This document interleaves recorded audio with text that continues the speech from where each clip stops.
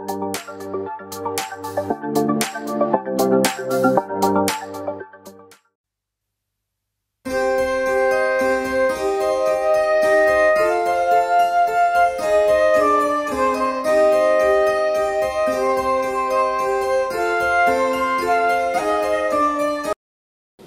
सांगतं तुम्ही देवाच्या योजनेचे भाग आहात. आणि लक्षात घ्या, आज जर तुम्ही त्या ठिकाणामध्ये म्हणत असाल की आता माझं भविष्य अंधकारमय होय, काही लोक म्हणतात लेकरच होत नाही आता मरून जाणार आहे. अहो काय विचार तरी साधे, लेकर होत नाही म्हणून मरणार, नोकरी लागत नाही म्हणून मरणार, किती वर्ष लेकर. अहो अब्रामाला, मला वाटतं एक वचन वाचा मग तुम्हाला त्या ठिकाणात समजेल. उत्पत्तीचं पुस्तक 15वा अध्याय 1 पासून 5 पर्यंतची वचन आपण वाचूया. उत्पत्तीचं पुस्तक 1ला अध्याय 15वा अध्याय 1 पासून 5 पर्यंतची वचन वाचूया. या गोष्टी घडल्यावर अब्रामास दृष्टांतात परमेश्वराचे वचन प्राप्त झाले. ते असे अब्रामा भिवू नकोस, मी तुझी ढाल आहे, तुला मोठे प्रतिफळ मिळेल. अब्राम म्हणाला, हे प्रभू परमेश्वरा, तू मला काय देणार? मी तर निसंतान जाणार. आणि दिमिश्की अलिएझर माझ्या घरचा मालक होणार.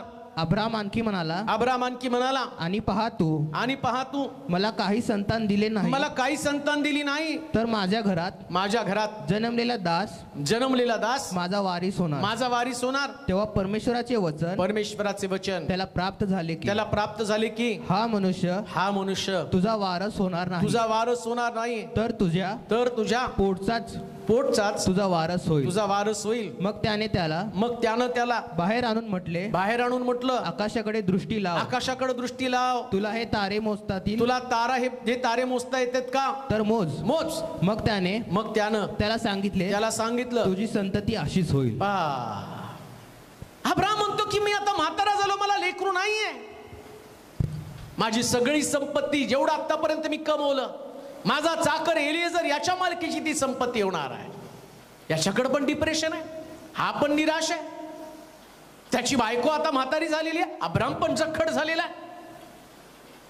मनुष्य जे त्याच्याकडे आहे ना त्याच्यापेक्षा जे नाही त्याच्यामुळे तो निराश बनतो. शेतकरी आत्महत्या का करतो? कारण त्याच्याकडे पीक नाही, कारण तो कर्जबाजारी झालेला आहे. त्याला आता पुढच्या वर्षी कसं काय, आणि माझं होणार, माझ्या मुलीचं लग्न कसं होणार, माझ्या मुलाचं शिक्षण कसं होणार, आणि मला सावकाराचं देणं कसं फेडू. मग फिल्म स्टार आत्महत्या का करतात?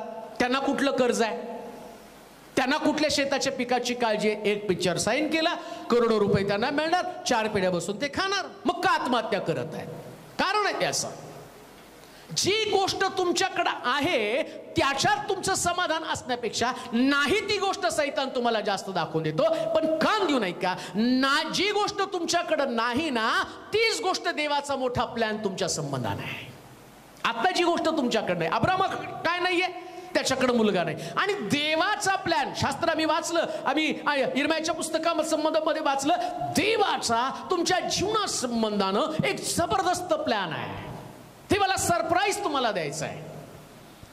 तुम्हाला माहिती का, आत्ताची तुमची परिस्थिती आणि भविष्यातली तुमची स्थिती, भविष्यातली स्थिती तुमच्यासाठी सरप्राईज असेल.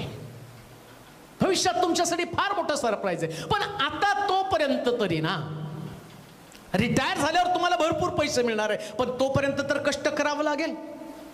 एक व्यक्ती कामाला लागतो, त्यास तो म्हणतो की माझा पगार 1,500 होता आणि आज मी 40,000 पेन्शन खातो. मग 1,500 काम का नाही सोडलं? आज 40,000 पेन्शन खात आहे, त्यास तुला 1,500 काम करावं लागलं. हे सरप्राईज आहे तुम्हाला.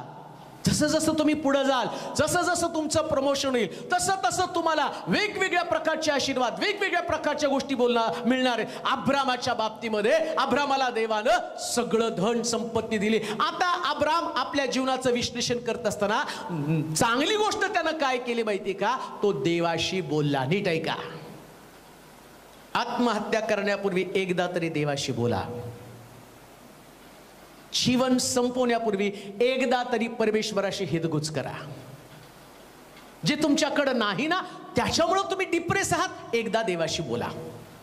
चोर येतो चोरी घात व नाश करण्यासाठी, मी आलो तुम्हाला जीवन देण्यासाठी.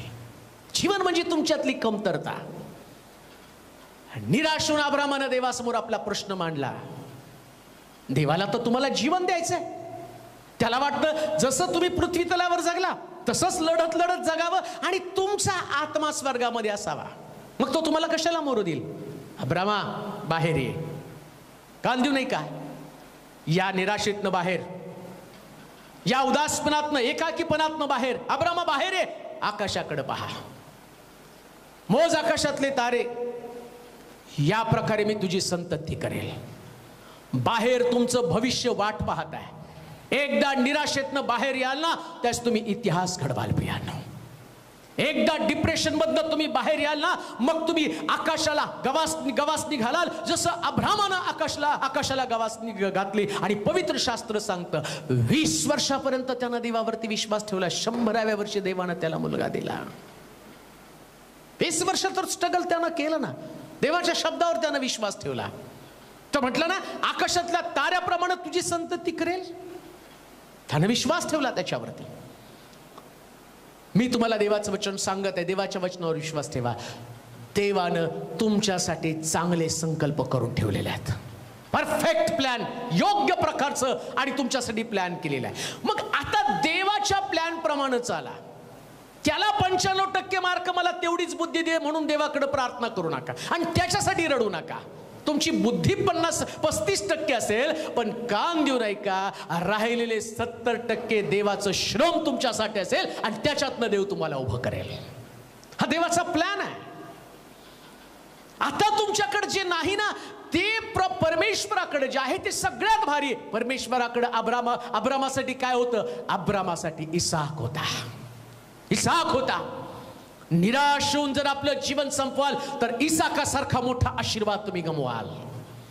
तुम्ही देवाचे खास प्रकारचे लोक, हे तरुणा, हे तरुणी, हे प्रिय बहिणी, हे माते, आणि देवानं तुझ्यासाठी सगळ्यात चांगल्या प्रकारची योजना करून ठेवलेली आहे. काही लोक कर्जबाजारी होतात म्हणून आत्महत्या करत आहेत. वाचूया एक वचन, दुसरे राजे 4 अध्याय 1 पासून 7 पर्यंत वचन. दुसरे राजे 4 अध्याय 1 पासून 7 पर्यंत वचन. कित्येक लोकांची निराशेची कारण, आत्महत्येची कारण. पण आज मी तुमच्यासाठी एक चांगली वार्ता घेऊन आलेलो आहे. चोर येतो चोरी घात व नाश करण्यासाठी, पण मी आलो ते तुम्हाला जीवन देण्यासाठी. जर तुमचं जीवन कर्जबाजारी असेल, परंतु देवाचं जीवन तुम्ही कर्जापासून मुक्त होणारं जीवन आहे. वाचूया दुसरे राजे 4 अध्याय 1 पासून 7 पर्यंत वचन. एकदा संदेश त्याच्या शिष्यांच्या स्त्रियांपैकी एकीने अलिशाकडे गाराने केलं. ती म्हणाली तुझा सेवक माझा नवरा मरून गेला आहे. तुला ठाऊक आहे की तो परमेश्वराचे भय बाळगणारा होता. त्याचा सावकार माझ्या दोन पुत्रास दास करून नेण्यास आला आहे. अलिशाने तिला विचारलं मी तुझ्यासाठी काय करू हे मला सांग. तुझ्या घरात काय काय आहे? ती म्हणाली एक घडा तेलाशिवाय आपल्या दासीच्या घरात काही एक नाही, काही सुद्धा नाही. तो तिला म्हणाला तू जा आणि बाहेरून आपल्या शेजाऱ्या पाजाऱ्यांकडून बरीचशी रिकामी भांडी मागून आण. मग आपल्या पुत्रांसह घरात जाऊन दार बंद कर व त्या सर्व भांड्यात तेल ओत आणि भांडे भरेल ते बाजूला ठेव. मी त्याचपासून गेली आणि आपल्या पुत्रासह आपल्या घरात जाऊन तिने दार बंद केलं. ती तीचकडे भांडे आणत ती भरत जाई. सर्व भांडी भरल्यावर ती आपल्या पुत्रास म्हणाली मला आणखी एक भांडे आणून टाक. त्याने म्हटलं आता एकही भांडे उरलं नाही. तेव्हा तेल वाढवायचे राहिलं. तिने जाऊन देवाच्या माणसास हे सांगितलं. तो म्हणाला जा तेल विकून आपले सर्व कर्ज फेड व जे शिल्लक राहील त्यावर आपला व आपल्या पुत्राचा निर्वाह कर. बस. कर्ज झालं म्हणून आत्महत्या करता, पण इथं कर्ज झालेल्या एका बाईच्या घरामध्ये देवाचा सेवक अलिशा गेला. ज्याला असं वाटतं कर्ज झालंय मी मरणार आहे ना, देवाचा सेवक तुमच्या घरामध्ये येऊन जी बरकत तुम्हाला देईल ती अलौकिक असणार आहे. वाट तर पहा ना, वाट तर पहा देवाच्या चमत्काराची. तिनं गारणं केलं. काय गारणं केलं? एवढं कर्ज झालं, माझा पती देवाचं भय बाळगणारा आणि देवाचा सेवक होता, परंतु कर्जबाजारी झालेला आहे. कर्ज ही समस्या नाही, कर्ज हा तुमच्यासाठी चमत्कार आहे. आज तुम्ही कर्जात आहात आणि तुम्हाला वाटतं जीवन संपव का, आता सावकार येणार आहे आणि सावकार आला तर त्या ठिकाणात माझ्या मुलाला तो घेऊन जाणार आहे. ती वास्तव स्थिती त्यांच्याकडे आहे. पण देवाची योजना तुमच्या घरासाठी चांगली आहे. त्याचे संकल्प, त्याच्या योजना तुमच्या अहिताच्या नाही. त्याला मुळीच वाटत नाही की त्याचे लोक कर्जामध्ये मरावेत. त्याला तर वाटतं त्याच्या लोकांचं राहणीमान उच्च असावं. मग आलिशा तिच्या घरामध्ये गेला. आलिशा म्हणजे तारण, आणि तारणारा प्रभू येशू ख्रिस्त आहे. तो आलिशा म्हणजे प्रभू येशू ख्रिस्त जर तुमच्या घरामध्ये असेल आणि आज जर तुम्ही कर्जात असाल, थांबा थांबा. फाशीचा दोर गळ्यामध्ये घालण्याच्या अगोदर, रॉकेलचा डबा अंगावर ओतण्याच्या अगोदर, रेल्वेच्या पटरीवर जाऊन पडण्याच्या अगोदर, विषाची चव चाखण्याच्या अगोदर एकदा प्रभू येशू ख्रिस्ताला चाखून बघा. एकदा प्रभूला जवळून पहा. त्याला तुमचं गारणं सांगा, जसं या स्त्रीनं गारणं सांगितलं. आलिशानं तिला विचारलं, बाई तुझ्या घरात काय? एक घडा तेलाशिवाय माझ्या घरात काही नाही. तुमच्या ज्या जीवनात जे आहे ना, त्याच्यावरच देव तुम्हाला घडवणार आहे, जे तुमच्याकडे आहे. देवाला चमत्कार करायचा, मग तो वेगळा चमत्कार करणार नाही. जसं तुम्ही आहात तसंच, एक्स्ट्रा काही करू नका. जेवढी बुद्धी तुम्हाला दिली ना, ती इतिहास घडवण्यासाठी पुरेशी आहे. त्याच्यानं ती इतिहास घडणार आहे. काय तुझ्या घरामध्ये? ती म्हटली एक घडा तेल. तो म्हटला ठीक आहे, एक घडा तेलाचं भांड बाजूला ठेव. आता शेजाऱ्या पाजाऱ्याची भांडी घेऊन ये. सगळी रिकामी भांडी घेऊन आली. घरामध्ये गेली, खोली बंद केली आणि तो म्हटला आता हे भांड्यातलं तेल प्रत्येक शेजाऱ्याच्या भांड्यामध्ये, तुझ्या रिकाम्या भांड्यामध्ये ओतायला सुरुवात कर. आणि बघता बघता तिने सगळी भांडी भरली. आणि मग तो विचारतो अजून एखादं भांड शिल्लक आहे का? ती म्हणती नाही. कान देऊ नाही का? देवानं तुम्हाला इतकं मोलवान बनवले ना, तुम्ही या सगळ्या जगाला पुरून उरणार आहात. सगळ्या जगाला पुरून उरणार. आणि तुम्ही तर म्हणता माझा उपयोग काहीच नाही. अरे जोपर्यंत तुझं मोल काय तुला समजत नाही. तो म्हटला तुझ्या घरात काय? ती म्हटली एक घडा तेलाचं भांड आहे आणि एक घडा तेल आहे. अरे तेच घडा मोलवान आहे, याच्यातनं सगळ्याला पुरवठा होणार आहे. याच्यासाठी तुम्ही राष्ट्राला उपयोगी पडणार आहात. प्रिय भावा, राष्ट्र घडवण्यासाठी प्रभू तुझा वापर करणार आहे. प्रिय बहिणी, राष्ट्र घडवण्यासाठी तुझा वापर प्रभू देव करणार आहे. कर्जासाठी आपलं जीवन संपू नको. कर्जातनं देवानं अद्भुत रीतीने त्याला कसं बाहेर काढलं. म्हणून आत्महत्येचा विचार करण्यापूर्वी एक आणि गोष्ट लक्षात ठेव. या कर्जबाजारीपणातनं बायबल सांगतं आलिशानं तिला बाहेर काढलं आणि तो म्हटला आता सगळं तेल विक आणि त्याचे जे पैसे शिल्लक राहतील याच्यावर तुझा उदरनिर्वाह कर. आणखीन एक आपण वचन वाचूया. कधी कधी काही लोकांना असं वाटतं आजार खूप गंभीर आहे, मरणारच आहे. आज सकाळीच मी वाचलं, एक मोठा अधिकारी, त्याला कोरोना झाला म्हणून 56 वर्ष काहीतरी वयाचा तो व्यक्ती आहे. घाबरला. तो म्हटला त्यानं सुसाईड केलं आणि चिठ्ठी खिशात लिहून दिली, माझ्यामुळं माझ्या घरातल्या लोकांना त्रास नको. काय फरक पडला जगाला? बरं, तुला कोरोना झाल्यावर तू मरणार होता हे कशावरून? बाकीच्यांचं ऐकल्यामुळं. अजून एक मुलाचं मी सकाळी ऐकलं. 15 वर्षाचा मुलगा दिवसभर टीव्हीच्या बातम्या बघत होता. त्या सुशांतने आत्महत्या केली. याच्या मनावर परिणाम झाला. आई वडील शेतात कामाला गेले, डिप्रेशन मध्ये, यांनी पण आत्महत्या केली. किती मरण स्वस्त आहे. कारण काय याच्या मागचं? काय भावना आहे? कोणती सायकोलॉजी? का मनुष्य मरणाला स्वीकारतो आणि एवढं चिपले आपलं जीवन का लोकांच्या हातामध्ये देत आहे? हे डिप्रेशन, ही निराशा जी आहे ना, मग कदाचित आजार पण असेल आणि डॉक्टरचे रिपोर्ट्स पण तुमच्याकडे असतील की तुम्ही उद्या मरणार आहात. 24 तासाची मुदत दिली असेल. तुमचा आजार सुद्धा दुर्धर असेल, कधी न बरा होणार असेल. पण एकदा थांबून हे ऐका. गंभीर आजारानं तुम्ही त्रस्त आहात आणि तुम्हाला वाटतं या आजारातनं मी वाचणार नाही आणि मग तुम्ही मरायला तयार आहात. तुम्हाला वाटतं मरून जावं. एक गोष्ट आपण वाचूया. 2 राजे त्याचा 20वा अध्याय. पहा या ठिकाणामध्ये शास्त्रामध्ये सगळ्या प्रश्नाची उत्तर आहेत.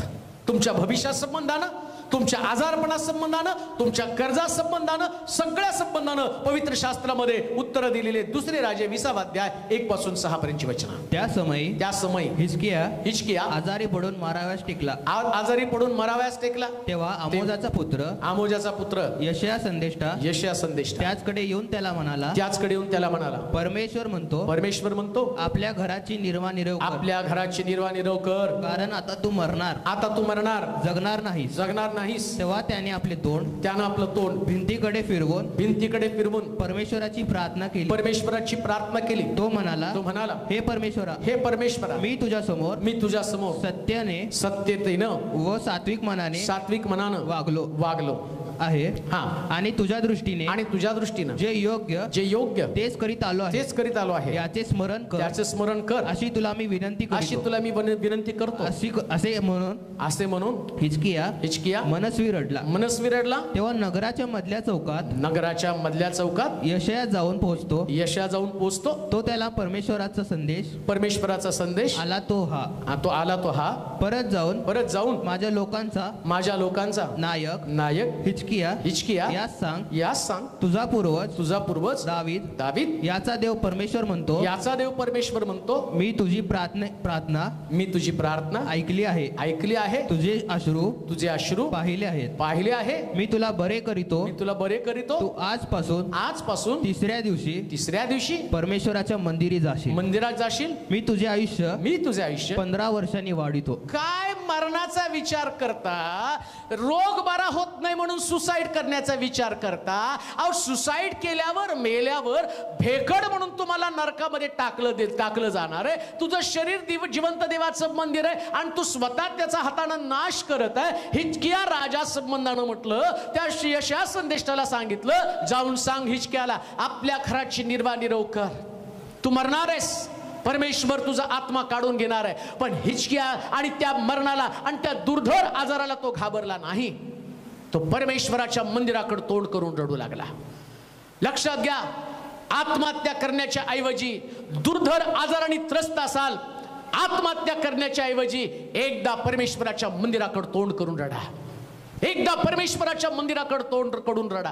हिजकिया आपल्या जीवनाचं विश्लेषण करत असताना त्यानं पश्चाताप केला आणि त्यानं परमेश्वरासमोर आपले अश्रू गाळले. देवाचे प्रिय लोक, अतिशय सोपं काम कोणती गोष्ट तर तुम्ही मरण स्वीकारता, पण त्याच्यापेक्षा चांगली गोष्ट कोणती असेल तर ती देवाकडे जाऊन पश्चाताप करणं, त्याच्यासमोर अश्रू गाळणं. आणि शास्त्र सांगतं काही तासापूर्वी त्याचा रिपोर्ट काय होता की तो आता उद्या मरणार आहे, त्याचा आत्मा काढून घेणार आहे. परंतु त्यानं पश्चाताप केल्याबरोबर यशया नुसता चौका जाऊन पोहोचत नाही तोपर्यंत देवानं सांगितलं त्याचा रिपोर्ट चेंज करून टाक, त्याचा रिपोर्ट बदलून टाक, त्याचा मरणाचा रिपोर्ट काढून टाक आणि आजपासून तिसऱ्या दिवशी तो बरा होऊन परमेश्वराच्या मंदिरामध्ये जाईल आणि मी त्याचं आयुष्य 15 वर्षांनी वाढवतो. लक्षात घ्या, मराल तर तुमच्यासाठी साक्ष नसणार आहे, जिवंत राहाल जगाल तर हिजकियासारखी साक्ष असेल. आणि म्हणून देवाचे प्रिय लोक, लढा, हार मानू नका, शरणागती पत्करू नका. जिवंत देव तुम्हाला बोलवत असताना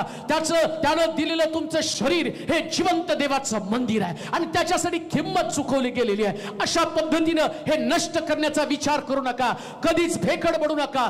डोंट बी क्राउड. आणि कोणत्याही परिस्थितीमध्ये भित्रे बनू नका. लढा, जसं दावीद लढला, जसं शमशोन लढला आणि त्याच पद्धतीने तुम्हाला लढावं लागणार आहे. शरणागती पत्करू नका, हताश होऊ नका, तुमच्या भविष्याची चिंता करू नका. दावीद म्हणतो, त्यानं मला धुळीतनं काढून राजगादीवरती बसवलं. योसेफ बंदिशाळेमध्ये असताना बंदिशाळा आणि त्याला निराश करू शकली नाही. एक बलात्काराचा आरोप त्याच्यावरती होता आणि त्या परिस्थितीमध्ये बंदिशाळेमध्ये त्याला टाकलं, पण तो निराश झाला नाही. आणि शास्त्र सांगतं, राजा म्हणतो, सही पुरता राजा, सगळा अधिकार तर तुझ्याकडे असेल. हे योसेफानं जिवंत राहून तो नाही असं म्हटलं मी सुसाईड करतो, माझ्यावरती खोटे आरोप झालेले आहेत. तो नाही म्हटलं माझी इज्जत गेलेली आहे, बलात्काराचा आरोप झालेला आहे. कित्येक आई वडील सुद्धा मूर्खपणासारखे विचार करत आहे. माझी मुलगी आमच्यावर पळून गेली आणि माझ्या घराण्याचं नाक गेलं आणि मग मरून जा, समाज आम्हाला काय म्हणेल. समाजाची भीती बाळगतात, देवाची भीती बाळगत नाही. हा समाज तुम्हाला फक्त चितेवरती आगणी देणार आहे, समाज तुम्हाला कब्रस्तानमध्ये कबरेमध्ये नेऊन सोडणार आहे. पण अनंतकालच्या नरकामध्ये टाकणाऱ्या देवाची जर भीती बाळगली ना तर जगायला शिकाल. दुसरं मरण याच्या संबंधानं सांगितलं गेलं. काय दुसरं मरण? या भित्र्या म्हणजे आत्महत्याचं मन ज्यांचं तयार होतं ना, या भित्र्या लोकांना स्वर्गाच्या राज्यामध्ये कधीच प्रवेश नसणार आहे, कधीच नाही प्रिया. एलिया घाबरला आणि गुहेमध्ये जाऊन लपून बसला. तो म्हटला, मी एकटाच काय देवा तुझ्याविषयी ईर्ष्यावान राहिलोय, मी एकटाच उरलेलो आहे. परमेश्वर त्याला म्हटला, दुसरे राजे 19 अध्याय 1 ते 3, 10, 18 वचनामध्ये जर तुम्ही वाचलं तर तुम्हाला कळेल, अरे बाबा तुझ्याबरोबर 7,000 लोक आहेत की ज्यांनी अजूनपर्यंत त्या ठिकाणामध्ये गुडघे टेकलेले नाहीये. ते माझ्या विषयाविषयी. एकाकीपणाची भावना माणसामध्ये निर्माण होते. त्याला वाटतं मी एकटाच प्रश्नाला तोंड देत आहे, मी एकटाच, मला एकट्यालाच कोणीतरी टाकून दिलेलं आहे, एकटाच मी जगत आहे. नाही हो, जगात पुष्कळ लोक आहेत. मलाही वाटलं होतं जाऊन मरावं आणि गेलो होतो रेल्वेच्या ट्रॅकवरती, आणि त्या दिवशी मी गेलो असतो तर मनोज तेलोरे आणि कधी सुद्धा तुमच्या समोर आला नसता. पण आज तुमच्याकडे जीवनाचं वचन घेऊन आलं. याचं कारण आहे जगायला शिकलो. जगायला शिका. प्रत्येक प्रश्नाचं उत्तर मरण नाही, प्रत्येक प्रश्नाचं उत्तर जगणं आहे. आणि जो जगायला शिकला ना तो जगात सगळ्यात मोठा ताकदवान व्यक्ती. सगळ्यात ताकदवान व्यक्ती कोण आहे? जो जगतो प्रियानो, आहे त्या परिस्थितीला सामोरं जातो. आजारपणात प्रार्थना करा, कर्जबाजारीपणात देवाकडे अश्रू गाळा, एकटे आहात देवाला हाक मारा.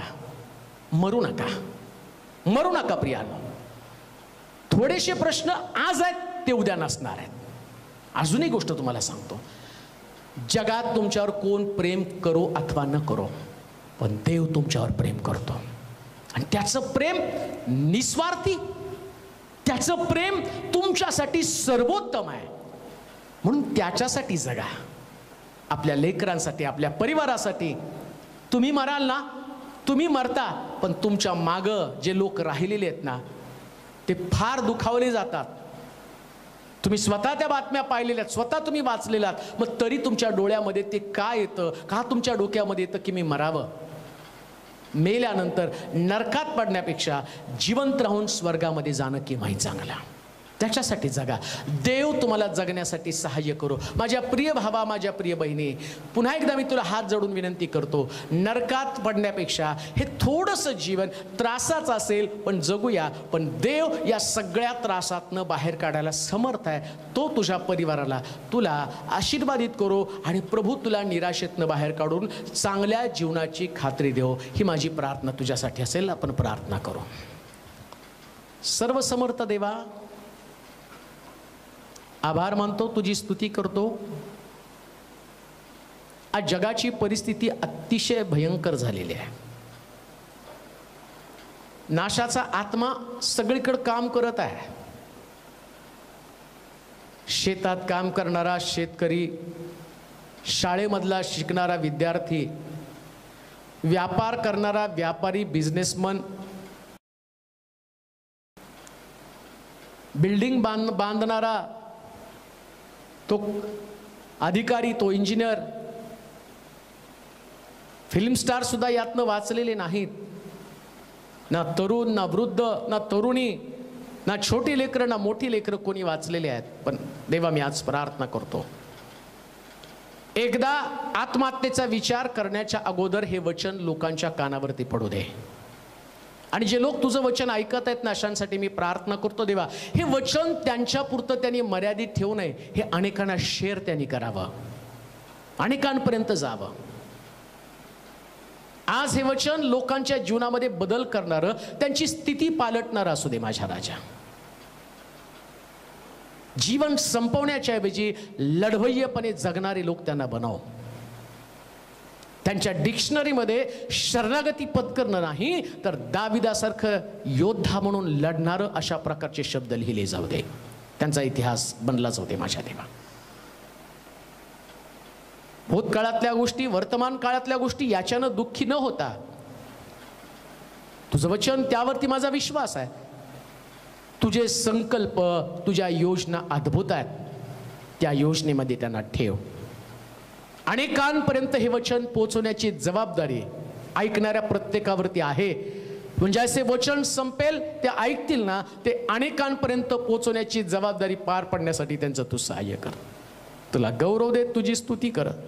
येशूच्या नावात ही प्रार्थना विनवणी केली म्हणून तो ऐक. आमेन.